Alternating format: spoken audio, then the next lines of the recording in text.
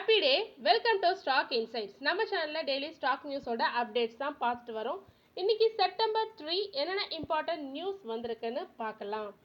அதுக்கு முன்னாடி இன்னைக்கு எப்படி மார்க்கெட் க்ளோஸ் ஆயிருக்குன்னு பார்க்கலாம். நிஃப்டி 50 0.55% க்ரீனில் க்ளோஸ் ஆயிருக்கு. சென்செக்ஸ் 0.51% க்ரீனில் க்ளோஸ் ஆயிருக்கு. பேங்க் நிஃப்டி 0.76% க்ரீனில் க்ளோஸ் ஆயிருக்கு. மித்த இண்டிசஸான நிஃப்டி ஐடி 0.74% ரெட்ல க்ளோஸ் ஆயிருக்கு. நிஃப்டி மிட் கேப் 50 0.54% க்ரீன்ல க்ளோஸ் ஆயிருக்கு. நிஃப்டி 200 பிஎஸ்சி மிட் கேப் எல்லாமே க்ரீன்ல 0.62% க்ரீன்ல க்ளோஸ் ஆயிருக்கு. நிஃப்டி 100 0.57% க்ரீன்ல க்ளோஸ் ஆயிருக்கு. ஸோ எல்லாமே கிட்டத்தட்ட 1% வரைக்கும் தான் இன்க்ரீஸ் ஆயிருக்கு. 0.5லேருந்து 1% வரைக்கும் தான் இன்க்ரீஸ் ஆயிருக்கு. நிஃப்டி ஸ்மால் கேப் பார்த்தீங்கன்னா 0.98% க்ரீனில் க்ளோஸ் ஆயிருக்கு. நிஃப்டி ஐடி மட்டும்தான் இன்னைக்கு டவுன் ஆயிருக்கு. 0.74% டவுன் ஆயிருக்கு. மித்த எல்லாமே இன்னைக்கு க்ரீனில் தான் க்ளோஸ் ஆயிருக்கு. நெக்ஸ்ட் யார் டாப் கெய்னர்ஸ் பார்த்தீங்கன்னா நிஃப்டி 50ல டாடா ஸ்டீல் தான் டாப் கெய்னர்ஸ். 5.98% இன்க்ரீஸ் ஆயிருக்கு. ஹிண்டால்கோ 3.06% இன்க்ரீஸ் ஆயிருக்கு. ஜேஎஸ்டபிள்யூ ஸ்டீல் 2.71% இன்க்ரீஸ் ஆயிருக்கு. யார் நிஃப்டி 50ல டாப் லாசஸ்னு பார்த்தா இன்ஃபோசிஸ் 1.31% டவுன் ஆயிருக்கு. HDFC Life 0.81%, NTPC 0.61% டவுன் ஆயிருக்கு. இதே பேங்க் நிஃப்டியில் பார்த்தோம்னா ஃபெடரல் பேங்க் தான் டாப் லாசஸ் 0.18% லாஸ் ஆயிருக்கு. தென் ஆக்சிஸ் பேங்க் 0.15% டவுனில் க்ளோஸ் ஆயிருக்கு. யார் டாப் கெய்னர்ஸ் பார்த்தீங்கன்னா பேங்க் நிஃப்டியில் இண்டஸ்இண்ட் பேங்க் தான் டாப் கெய்னர். 2.25% க்ரீனில் க்ளோஸ் ஆயிருக்கு. நெக்ஸ்ட் அடுத்தது கனரா பேங்க் 2.05% க்ரீனில் க்ளோஸ் ஆயிருக்கு. ஐடிஎஃப்சி ஃபர்ஸ்ட் பேங்க் 1.59% க்ரீனில் க்ளோஸ் ஆயிருக்கு. இதை தவிர இன்னைக்கு மார்க்கெட்டில் வேற என்னென்ன இம்பார்ட்டன்ட் நியூஸ் வந்திருக்குன்னு பார்க்கலாம். எஸ் பேங்க் இன்னைக்கு 4.2% வரைக்கும் இன்க்ரீஸ் ஆயிருக்கு. வாட்ஸ் த ரீசன் பிஹைண்ட் தட்னு டீட்டெயில்டாக பார்க்கலாம். அசோக் லைலாண்ட் இன்வெஸ்ட்மெண்ட் பண்ண போகிறதா சொல்லியிருக்காங்க. நெக்ஸ்ட் 7 to 10 இயர்ஸில் அது என்னென்னு பார்க்கலாம். ஹோட்டல் அண்ட் ஃபுட்வேர் ஸ்டாக்ஸ்லாம் இன்னைக்கு இன்க்ரீஸ் ஆயிருக்கு டியூ டு ஜிஎஸ்டி ரேட் ரிடக்ஷன்னால. ஸோ எது இன்க்ரீஸ் ஆயிருக்கு, என்ன மாற்றம் கொண்டு வந்திருக்காங்கன்னு பார்க்கலாம். டாடா ஸ்டீல், ஹிந்துஸ்தான் காப்பர் எல்லாமே இன்னைக்கு 3வது நாளாக இன்க்ரீஸ் ஆயிருக்கு. நிஃப்டி மெட்டல் இண்டெக்ஸும் 3% இன்க்ரீஸ் ஆயிருக்கு. டிசிஎஸ் அண்ட் ஐஐடி கான்பூருக்கு இடையில ஒரு பார்ட்னர்ஷிப் வந்திருக்கு. அது என்னன்னு பார்க்கலாம். டாடா கேபிட்டல் ஐபிஓ பற்றி பார்க்கலாம். இண்டஸ் டவர் இன்னைக்கு 5% ஃபெல் ஆயிருக்கு. So what's the reason behind that டீட்டெயிலாக பார்க்கலாம். தென் அர்பன் கம்பெனி ஐபிஓ வரப்போகுது, அதை பற்றி பார்க்கலாம். ஸோ இதுமாரி நிறையா நியூஸ் வந்திருக்கு. Maruti Suzuki Victoris SUV launch பண்ணியிருக்காங்க. ஸோ அதை பற்றி டீட்டெயில்டாக பார்க்கலாம். சில பேருக்கு சில ஆர்டர்ஸ் கிடச்சிருக்கு. ஆர்கேட் டெவலப்பர்ஸ்க்கு அண்ட் ஹாத்வே கேபிள்ஸோட ஆனுவல் ஜெனரல் மீட்டிங் நடக்க போகிறதா சொல்லியிருக்காங்க. அது எப்போ? ஓலோ எலக்ட்ரிக் இன்னைக்கு இது இந்த லாஸ்ட் மந்த் மட்டுமே 55% இன்க்ரீஸ் ஆயிருக்கு. So what's the reason behind that? அது மட்டும் இல்லாமல் மேன் இண்டஸ்ட்ரீஸோட ஷேர் ப்ரைஸ் 9.5% இன்னைக்கு இன்க்ரீஸ் ஆயிருக்கு. அது என்ன ரீசன் பார்க்கலாம். லூபின்க்கு யுஎஸ்எஃப்டிஏ அப்ரூவல் கிடச்சிருக்கு. அது எதுக்கு கிடச்சிருக்குன்னு பார்க்கலாம். And then new web technologies 8% இன்னைக்கு இன்க்ரீஸ் ஆயிருக்கு. தென் சாட் ஜிபிடி இன்னைக்கு குளோபல் சர்வீஸ் அவுட்டேஜ் நடந்திருக்கு. ஸோ இது எல்லாமே ஒன்று ஒன்றா டீட்டெயில்டாக பார்க்கலாம். எஸ் பேங்க் இன்னைக்கு இன்க்ரீஸ் ஆயிருக்கு. 4.2% வரைக்கும் இன்க்ரீஸ் ஆயிருக்கு. ₹20 வரைக்கும் போயிருக்கு. எதனாலன்னா competition commission of India approve பண்ணியிருக்காங்க. Sumitomo Mitsui banking corporation acquire பண்ணலான்னு சொல்லி 24.99% ஸ்டேக்கை அக்வயர் பண்ணலான்னு சொல்லி அப்ரூவல் கொடுத்துருக்காங்க ரிசர்வ் பேங்க் ஆஃப் இந்தியா. அது மட்டும் இல்லாமல் அடிஷ்னலாக ஆர்பிஐ அனதர் அப்ரூவல் கொடுத்துருக்காங்க. ரீஅப்பாயின்மெண்ட் பண்ணுறதுக்கான அப்ரூவல். ராமா சுப்பிரமணியம் காந்தின்றவங்கள எஸ் பேங்கோட பார்ட் டைம் சேர்மனாக ரீஅப்பாயின்மெண்ட் பண்ணுறாங்க. அதுக்கு ஆர்பிஐ அப்ரூவல் கொடுத்துருக்காங்க. இவங்களோட பதவி காலம் பார்த்தீங்கன்னா செப்டம்பர் 20லேருந்து மே 13, 2027 வரைக்கும் சொல்லியிருக்காங்க. இவர் யாருன்னா he is a former RBI deputy கவர்னராக இருந்திருக்காங்க. 37 இயர்ஸ் ஆஃப் எக்ஸ்பீரியன்ஸில் இவங்க இந்த பேங்க்குள்ளே வந்திருக்காங்க பார்ட் டைம் சேர்மனாக. அசோக் லைலாண்ட் இன்வெஸ்ட்மெண்ட் பண்ண போகிறதா சொல்லியிருக்காங்க. 5000 crore இந்தியாவில் மட்டும் சொல்லியிருக்காங்க. ஓவர் கம்மிங் 7 to 10 இயர்ஸில் நாங்கள் இன்வெஸ்ட்மெண்ட் பண்ண போகிறதா சொல்லியிருக்காங்க, எஸ்பெஷலி ஃபார் பேட்ரி மேனுஃபேக்சரிங்க்கு. So company long term partnership வச்சுருக்காங்க வித் சைனா CALB குரூப்போட. ஸோ இவங்க மூலமாக டெவலப் பண்ண போகிறதா சொல்லியிருக்காங்க. Developing and producing next generation பேட்ரிஸை பண்ண போகிறதா சொல்லியிருக்காங்க. இது ஆட்டோமேட்டிவ்க்கும் நான் ஆட்டோமேட்டிவ் அப்ளிகேஷன் எல்லாத்துக்குமே உதவும்னு சொல்லியிருக்காங்க. புரோக்கரேஜஸ் இவங்களுக்கு சிட்டி, நொமோரா, பை ரேட்டிங் கொடுத்துருக்காங்க இந்த பேட்டரி டெவலப்மெண்ட்டை வச்சுட்டு.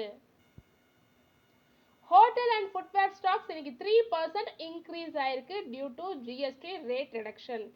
ஜிஎஸ்டி கவுன்சில் இன்னைக்கு ஃபைனான்ஸ் மினிஸ்டர் நிர்மலா சீதாராமன் இதெல்லாம் நடைபெற்றுட்டு இருக்கு. செப்டம்பர் 3 இன்னைக்கும் நாளைக்கும் நடக்க போகுது. ஸோ நமக்கு ஃபைனல் ரிசல்ட் நாளைக்கு ஈவினிங் இல்லை நாளான்னைக்கு காலையில் தான் விரிவாக தெளிவாக தெரியும். அது வரைக்கும் ஏதாவது வந்துக்கிட்டே தான் இருக்கும் நியூஸு. நம்ம செப்டம்பர் 5 இல்லை செப்டம்பர் 4 நைட்டு தான் நமக்கு தெளிவாக தெரியும் என்னென்ன கொண்டு வந்திருக்காங்கன்னு. சிம்பிளிஃபைட் ரேட் ஸ்ட்ரக்சர் சொல்லியிருக்காங்க. 5% அண்ட் 18% சொல்லியிருக்காங்க, especially for hotel and footwear.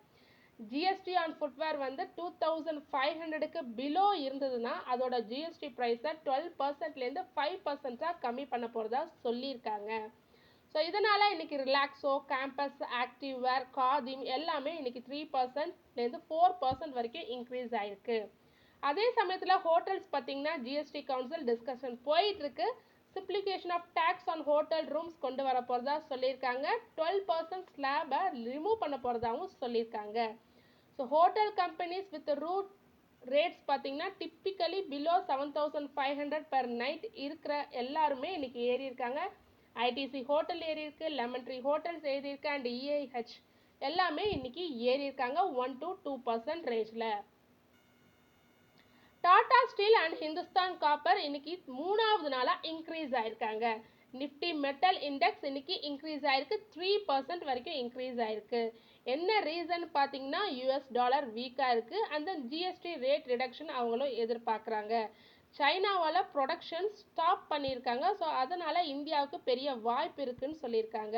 Then US fed rate cut expectation. So இதனால தான் இன்னைக்கு மெட்டல் ஸ்டாக்ஸ் எல்லாம் இன்க்ரீஸ் ஆயிருக்கு. TCS and IIT Kanpur partnership வராங்க. AI யூஸ் பண்ண போகிறதா சொல்லியிருக்காங்க. AI, satellite data, digital models எல்லாமே யூஸ் பண்ணி இந்தியன் சிட்டிஸை எப்படி இம்ப்ரூவ் பண்ண போகிறதுக்கான ஒரு பார்ட்னர்ஷிப் தான் இது. இந்த கோல் மூலமாக அவங்க ப்ராப்ளம் சால்வ் பண்ண போகிறதா சொல்லியிருக்காங்க. ஏர் பொல்யூஷனாக இருக்கட்டும், இல்லை வெள்ளப்பெருக்கு, அர்பன் ஃப்ளட்டிங்காக இருக்கட்டும். ஸோ இது எல்லாமே வெல் மேனேஜ்டு அர்பன் ஏரியாஸாக மாற்ற போகிறதா சொல்லியிருக்காங்க இவங்க 2 பேரோட பார்ட்னர்ஷிப் மூலமாக. Tata capital has finished investor மீட்டிங்ஸை முடிச்சிருக்காங்க. அவங்களோட IPOக்கான இன்வெஸ்டர் மீட்டிங்ஸ் ஒரு லார்ஜஸ்ட் IPOவாக இருக்க போது இந்த வருஷத்தில். எவ்வளோ டார்கெட் ஃபிக்ஸ் பண்ணியிருக்காங்கன்னா $18 பில்லியன் ஃபிக்ஸ் பண்ணியிருக்காங்க. இந்த IPOவோட சைஸ் பார்த்தீங்கன்னா 17,200 crore சொல்லியிருக்காங்க. திஸ் ஃபண்ட்ஸ் எதுக்காக யூஸ் பண்ண போகிறாங்கன்னா லெண்டிங் எக்ஸ்பென்ஷனுக்காகவும் யூஸ் பண்ண போகிறதா சொல்லியிருக்காங்க. இந்த IPO இந்த மந்த் லாஸ்ட்டில் வரும்னு எதிர்பார்க்கப்படுது. அதாவது டாடா கேபிட்டல் IPO இந்த மந்த் லாஸ்ட்டில் வரும்னு எதிர்பார்க்கப்படுது. இண்டஸ் டவர் இன்னைக்கு 5% வரைக்கும் ஃபெல் ஆயிருக்கு. 52 வீக் லோவை போய் டச் பண்ணியிருக்கு. ஸோ கம்பெனி போர்டு அப்ரூவல் பண்ணியிருக்காங்க. ஃபர்ஸ்ட் இன்டர்நேஷ்னல் எக்ஸ்பென்ஷன் பண்ண போகிறதுக்கான அப்ரூவல். எங்கே எக்ஸ்பேண்ட் பண்ண போகிறாங்கன்னா இண்டஸ் டவரை நைஜீரியா, உகாண்டா அண்ட் ஜாம்பியாவில் எக்ஸ்பேண்ட் பண்ண போகிறதா சொல்லியிருக்காங்க. ஸோ அதனால் ஏன் இறங்கியிருக்கு இன்னைக்கு இன்வெஸ்டர்ஸ் எல்லாம்? ஸோ இது ஒரு ரிஸ்க்காக இருக்கும் அப்படின்னு நினைக்கிறாங்க. ஏன்னா ஒரு புது இடத்துல போய் புதுசாக எஸ்டாப்ளிஷ் பண்ணுறப்ப அவங்களோட கரண்ட் இது வந்து அடிப்படும். அதாவது ரெவென்யூ எல்லாமே, ப்ராஃபிட் எல்லாமே பாதிக்கும். ஸோ அது மட்டும் இல்லாமல் அங்கே உள்ள risk, economically volatile markets and political risk அங்கே இருக்கும். ஸோ இதனால தான் இண்டஸ் டவர் இன்னைக்கு 5% வரைக்கும் இறங்கியிருக்கு. இண்டஸ் டவர் இது வரைக்கும் மே 2022லேருந்து இது வரைக்கும் எந்த ஒரு டிவிடெண்ட்டும் கொடுக்கல. ஸோ எதனாலனா வோடஃபோன் ஐடியாவோட டியூஸ் வந்து பெண்டிங்கில் இருக்குது, அவங்களுக்கு தர வேண்டியது. ஸோ அதனால தான் கொடுக்கல. பட் ஆனால் புரோக்கரேஜஸ், சிட்டி, CLSAனா புல்லிஷாக தான் இருக்காங்க. அதுவும் லாங் டேர்ம் வியூவில் புல்லிஷாக இருக்கிறதா சொல்லியிருக்காங்க on Indus tower. Urban IPO size பார்த்தீங்கன்னா 1900 crore, ஃப்ரெஷ் இஷ்யூ மூலமாக 472 crore, ஆஃபர் ஃபார் சேல் மூலமாக 1428 crore சொல்லியிருக்காங்க. எப்போ ஓப்பன் ஆகுதுன்னு பார்த்தீங்கன்னா செப்டம்பர் 10 தான் ஓப்பன் ஆகுது, செப்டம்பர் 12 க்ளோஸ் ஆகுது. Anchor book date September 9, listing date September 17. So both BSE and என்எஸ்சியில் லிஸ்ட் ஆக போகிறதா சொல்லியிருக்காங்க. இந்த ஃப்ரெஷ் இஷ்யூ மூலமாக வரதை எதுக்கு யூஸ் பண்ண போகிறாங்கன்னா new technology development, cloud infrastructure, office lease பேமெண்ட்ஸ்க்கு, மார்க்கெட்டிங்க்கு, ஸோ அவங்களோட ஜென்ரல் கார்ப்பரேட் பர்பஸ்க்காக யூஸ் பண்ண போகிறதா சொல்லியிருக்காங்க அர்பன் கம்பெனி. ஹாத்வே கேபிளோட 65th ஆனுவல் ஜெனரல் மீட்டிங் வெர்ச்சுவலாக நடப்புறதுன்னு சொல்லியிருக்காங்க செப்டம்பர் 24. ஷேர் ஹோல்டர்ஸ் எல்லாருமே அதில் ஓட் பண்ணலான்னு சொல்லியிருக்காங்க எலக்ட்ரானிக்கலாக. செப்டம்பர் 21லேருந்து செப்டம்பர் 23 வரைக்கும் ஓட்டிங் நடைபெறும்னு சொல்லியிருக்காங்க. ஸோ ப்ரெசன்ட் ஃபினான்ஷியல் ரிப்போர்ட்ஸ் கொடுக்க போகிறதாகவும் சொல்லியிருக்காங்க. எல்லா ஷேர் ஹோல்டர்ஸ்க்கும் ஓட்டிங் ப்ராசஸ் உண்டுன்னு சொல்லியிருக்காங்க. எதுக்காக இந்த ஓட்டிங்னா கீ கார்ப்பரேட் டிசிஷன்ஸ் முடிவு எடுக்கிறதுக்காகவும், டைரக்டர்ஸ் அப்பாயின்மெண்ட் பண்ணுறதுக்கான முடிவு எடுக்கிறதுக்காகவும் ஓட்டிங் தான் நடைபெற போகிறதா சொல்லியிருக்காங்க ஹாத்வே கேபிள்ஸ்.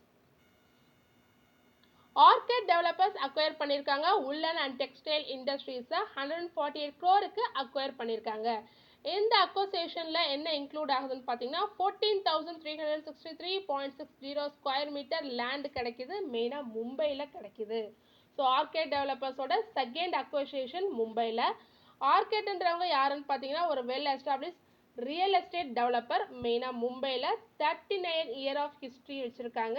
அது மெயினாக எதில் இவங்க ஃபோக்கஸ் பண்ணுறாங்கன்னா அவங்களோட ப்ராஜெக்டை டைமுக்கு டெலிவர் பண்ணுறதுல தான் ஃபோக்கஸ் பண்ணுறதா சொல்லியிருக்காங்க ஆர்கேட் டெவலப்பர்ஸ்.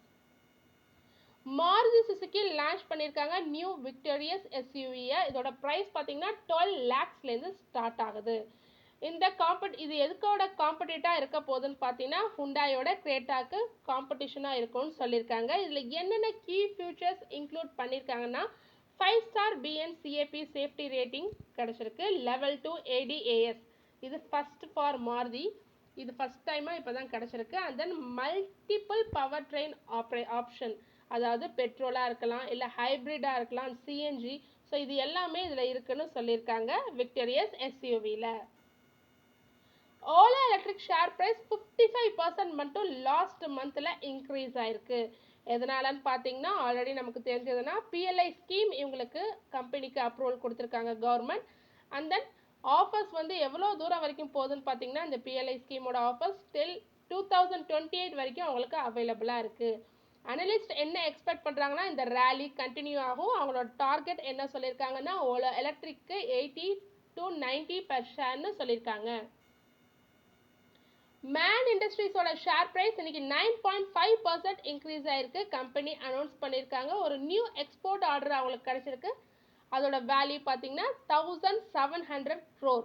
இந்த new order supply of coated pipe supply பண்ணுறதுக்கான ஆர்டர், அதுவும் ஒரு இன்டர்நேஷ்னல் கஸ்டமர் கிட்டேருந்து கிடைச்சிருக்கிறதா சொல்லியிருக்காங்க. இது நெக்ஸ்ட் 6 to 12 monthsல டெலிவர் பண்ண போகிறதா சொல்லியிருக்காங்க. இந்த நியூ ஆர்டர் கிடைச்சது மூலமாக டோட்டல் ஆர்டர் புக் எவ்வளோ இன்க்ரீஸ் ஆயிருக்குன்னா 4700 crore இருக்கு மேன் இண்டஸ்ட்ரீஸ் கிட்ட.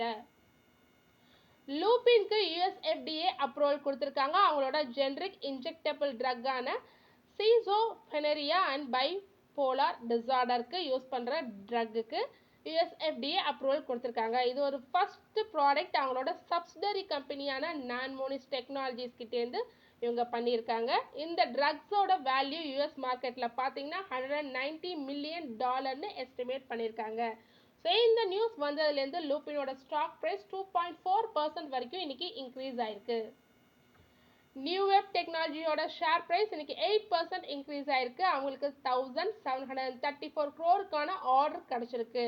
So to supply servers supply பண்ணுறதுக்கான order using NVIDIA new Blackwell AI technology use பண்ணி இந்த சர்வர் பண்ண போகிறதா சொல்லியிருக்காங்க. இது சப்ளை பண்ணுறதுக்கான ஆர்டர் தான் கிடைச்சிருக்குன்னு சொல்லியிருக்காங்க. ஸோ இந்த project Indian tech provider, major Indian tech provider and is set to completed between financial year 26லேருந்து 27 மிட் 27க்குள்ளே கம்ப்ளீட் பண்ணிடுவோம்னு சொல்லியிருக்காங்க இந்த ப்ராஜெக்டை நியூ வெப் டெக்னாலஜிஸ். ஸோ அதனால தான் இன்னைக்கு ஷேர் ப்ரைஸ் 8% இன்க்ரீஸ் ஆயிருக்கு. சாட் ஜிபிடியில் ஒரு குளோபல் சர்வீஸ் அவுட்டேஜ் வந்திருக்கு. ஸோ எங்கேயுமே ஒர்க் ஆகலை. சாட் ஜிபிடியில் ஏதாவது ஒரு இன்ஃபர்மேஷன் போட்டு அதுக்கு கேட்டால் ஜஸ்ட் அப்படியே இருக்குது. ஸோ யூசர் வேர்ல்டு வைடில் பாப்புலராக உள்ள ஏஐ சாட்பாட் இன்னைக்கு டவுன் ஆயிருக்கு. சாட் ஜிபிடி இன்னைக்கு அவ்வளோவா ஒர்க் ஆகலை.